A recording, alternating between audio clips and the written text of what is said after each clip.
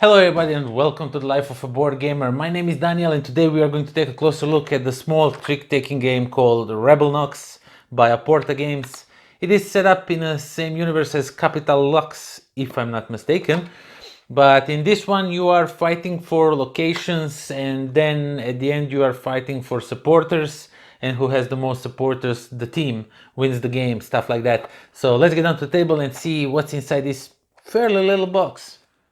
Okay, so let's see what we have in this little box. Okay, so we have the rules, and it's basically just two sheets of rules, some FAQ. The rules are really not that big, but they're not really written that good. You'll have some problem with this one. At least we did, for some strange reason. And then we have a bunch of cards that come in this game. So the base premise of this game is you want to get these followers, and you want, depending how many players is playing, and at the end game when you are looking for the score, depends how many of these you need to have. For example, it's if the team is comprised of one player and you are playing, you get 6 followers and you have 10 followers at the end of that round, you are the sole winner. And it really depends. It is a bit hard to explain, like you have to really play the game to understand what I'm talking about, but you will get to it. So you get to have these followers and you have to have them a set amount of followers at the end of the round, depending how big your team is, and then you are declared winner and others are declared losers. And throughout the game you will be fighting for these different locations, and there's this one location nexus that will always be at the top, and you will have these locations randomly selected, 5 of them for each round, and you will put them like so. Nexus is always on top, and you will battle through them, and you cannot go to this one until you either clear these two, then you can attack this one, or if you clear these two you can attack this one, or if you still want you can go for this one, and then this, and the Nexus is always the last one that you will be fighting for. And there are enough locations to play 3 rounds, which will probably never happen. You will always get 1 or 2 rounds of the game, which is super nice. It's quick and easy trick-taking game to play once you get everything. So this one card is just to show you, for example, if you are decided that yellow is the leading color, you will turn it like so, and then everyone knows that blue is better than yellow and red is weaker than yellow in this chain of cards. And these are just some reminders of how many followers you get and what the special abilities on cards do. And you have these rebel cards because you can be a rebel and you can be against everyone else. Now you also get a bunch of the cards ranging from number 2 to 16 or 17. I think it's 17. Don't take my word for it, but I think it's 17. And each of you will be playing one of these cards. Not all the cards will be in the game. You will discard some cards, so to leave some unknown. And you will be playing these cards. Some of these cards, like say for this one, for example, has this ray gun on it. It's a special ability, so you can kill the best card in the game, the highest card in the game. And there's also these flag cards that will give you some influence points when you are deciding who is the winner, who will get most followers. And then there's these, I don't know what they are, but the weakest player gets to exchange cards with another player, which offers some nice tactics, how you can get yourself on a winning team, stuff like that. Example, this one. And that's everything that comes in a box of Rebel NOX.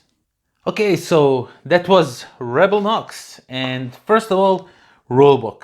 I mean, you saw it. It's just one two-sided paper. There's no that many rules in this game, but they are so confusingly written that you really have to read them few times. As we were playing, we were constantly, no, this is the... I mean, I think they used some wrong wording. I mean, the same word for different stuff in this game, which completely threw me off the rules, and I was really not sure how to play this game, and we were trying to figure out, all 4 of us, and I'm trying to explain the game, and I said to them, as from the start, I read the rulebook, I don't understand how this game plays. But finally, when we did read through rulebook a few times, and when we finally understood how the game works, this is one phenomenal trick-taking game. I really enjoyed it.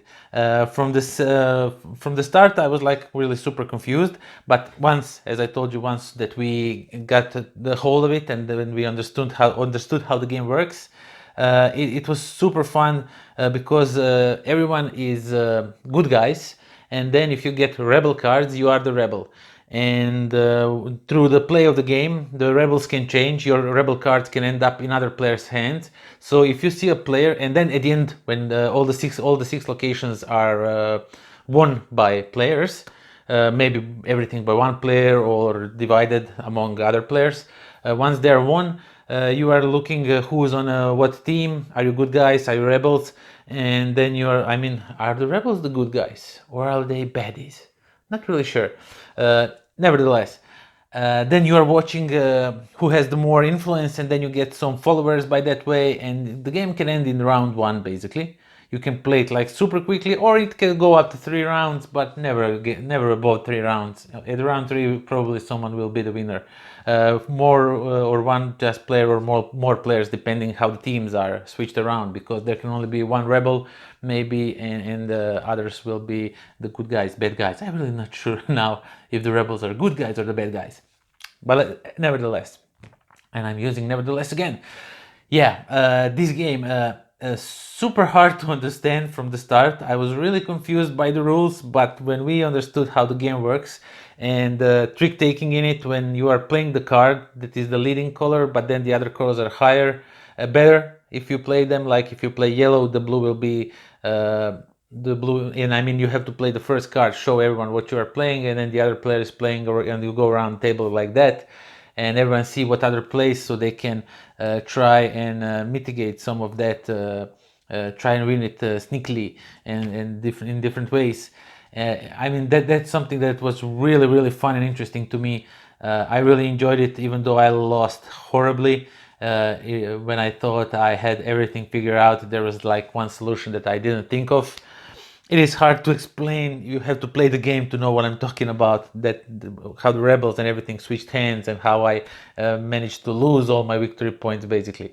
But overall, you are vying for power, and whoever has the most power at the end of the round, depending how many players you play, if you gather up to 10 followers or something like that, you are the winner of the game. And if I would rate this game, I would give it 6 out of 10 corns. Now, I would give it maybe 7, maybe even 8, if it's not for that horrible rulebook, which I'm really not a fan of. So yeah, but still I think it's really nice trick-taking game. If you like trick-taking games and you are not afraid of maybe learning the rules again and again, figuring out with other players, then check this one out definitely, because it's super fun once you know how it works. But yeah, it is 6 out of 10 corns, because corn can, if you hit it, can turn into popcorn, and over here you can turn into rebel and switch back in like this. So yeah, that's that. That's the logic behind it. Until next time. Pozdrav! This video was brought to you by philibertnet.com, the game in all its states.